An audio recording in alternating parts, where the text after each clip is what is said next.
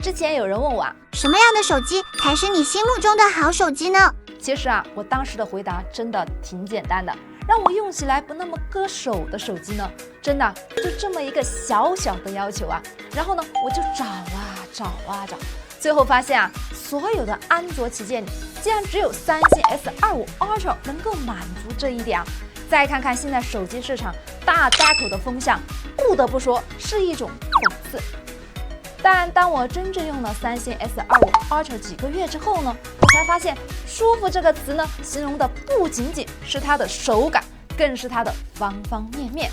如果用更细致的词汇来描述的话，我认为 S25 Ultra 的体验的核心主要有2个大的方面：影像和 AI。相较于以前的手机呢，这次换了三星 S25 Ultra 之后呢，把手机拿起来拍一拍的频率呢，确实要高了不少。一款好的设备，相对于来说呢，能激发人拍照的意愿。大概心理活动就是，我都花钱买这么好的设备了，不拍就浪费了。而三星 S25 Ultra 呢，也是很好的回应了我的期待。先给大家看一组照片，是我前段时间趁着阳光好出去拍的花朵，基本上各种焦段都用得上。不知道大家发现没有三星 S25 Ultra 的照片呢，是那种看上去第一眼就觉得好看的，色彩饱和度比较高，画面整体明亮，并且得益于优秀的传感器和镜组的质量，放大之后呢，细节也非常的出众。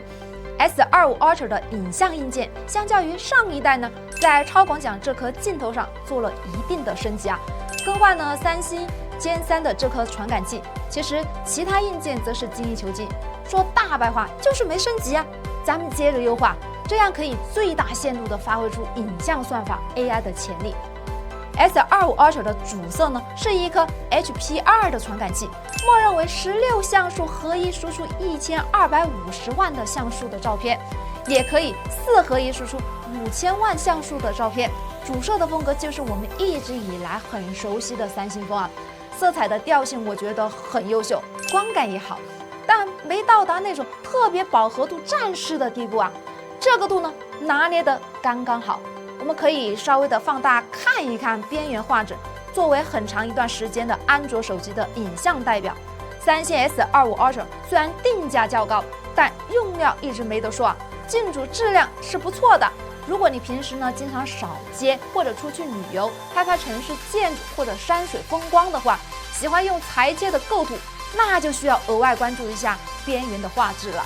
S25 Ultra 也在主色的基础上呢，裁出了一个高质量的2倍焦段，等效46毫米，接近中焦的焦段呢，其实适用于范围非常广，拍人像、扫街、拍动物，质量高，有一些压缩感呢，也保留了纵深的空间感，很万能的3倍直立长焦的传感器，大家都非常熟悉了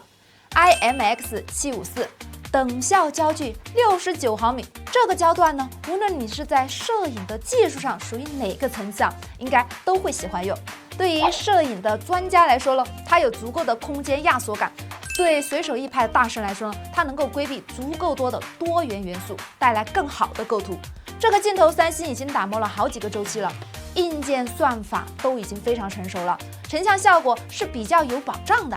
相较而言，三星 S25 Ultra 的5倍长焦在焦距设计上会稍微短一些，没有到更常见的120毫米。当然，在实际使用中差距并不大。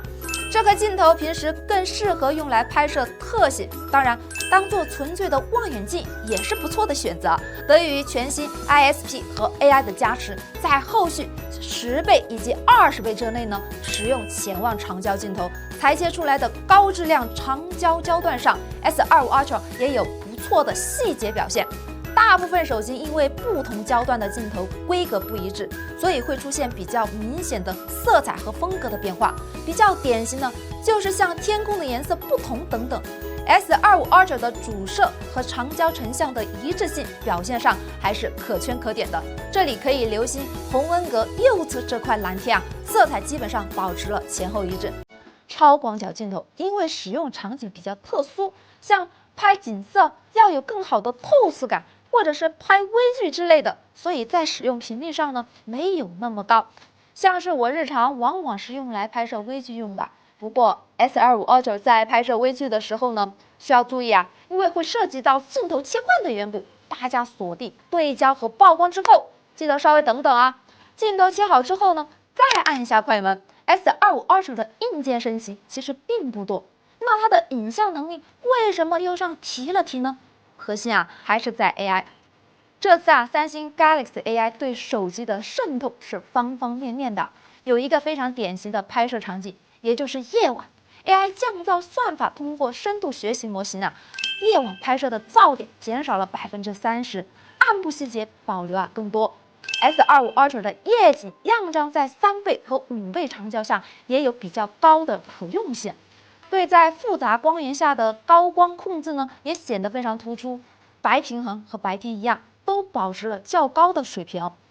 AI 超视觉引擎对复杂光线下的画质优化，效果是立竿见影的。比如阳光明媚的天气中，逆光或者侧逆光拍摄的照片呢，在尽量保持观感自然的情况下，显著提升了照片的美感。人像模式也是意外的惊喜。当时除了 S25 Ultra 之外呢，我还带了另外几款旗舰对比拍摄。毫不夸张的说，在人像的审美上，三星 S25 Ultra 确实非常领先啊。它不是单纯的糖水片，在视觉感受良好的情况下，在人像上保留了足够多的真实细节。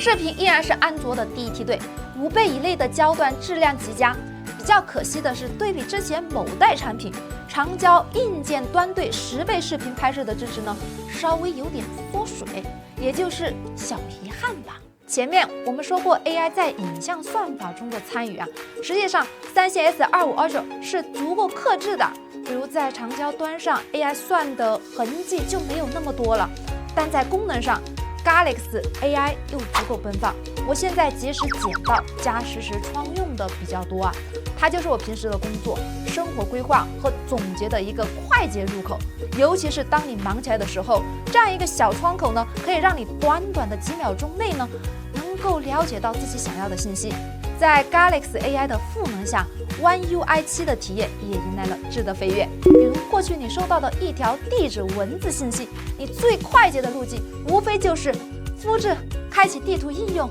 粘贴、导航。现在三星跨应用无缝协同，可以直接拖动到右侧的功能栏中呢，实现导航。类似的场景还有很多，比如购物、笔记等等等等，大幅度减少了用户跳出应用导致的时间浪费。这次啊，影像的后期上 ，S25 Ultra 也迎来了新的 AI 功能，音频橡皮擦，一个可以帮你去噪音、去音乐声等瑕疵的新功能，让你的视频能够瞬间变得纯净。AI 的适度参与，对于如今的智能手机来说呢，显然是提升了交互体验的捷径。三星目前对 AI 的运用是比较务实的，它的功能几乎都有实际的落地场景，与纯粹的大模型带来的 AI 能力升级有本质上的区别。把影像和 AI 放在最重要的位置上，是基于我日常使用的场景和体验。这并不是说 S25 Ultra 在其他方面就不够强了，相反，它强得太过分了。